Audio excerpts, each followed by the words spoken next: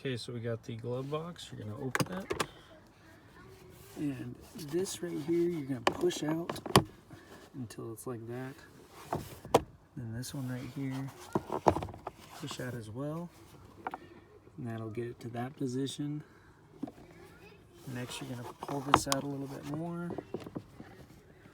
And then you can pull that out like that, or push it out. The whole thing will come off. Now you don't have to take the whole thing off, but I just do that because it's easier to work with this plate right here.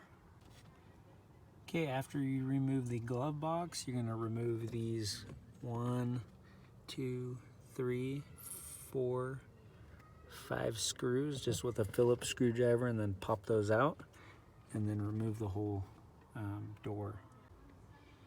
Okay, when you get to this part, you're gonna lift up these tabs. There's 4 of them. So, and then pull it out.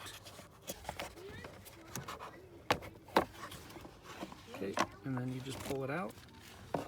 And there's your cabin air, and you just take it out and put it back, put another one back in.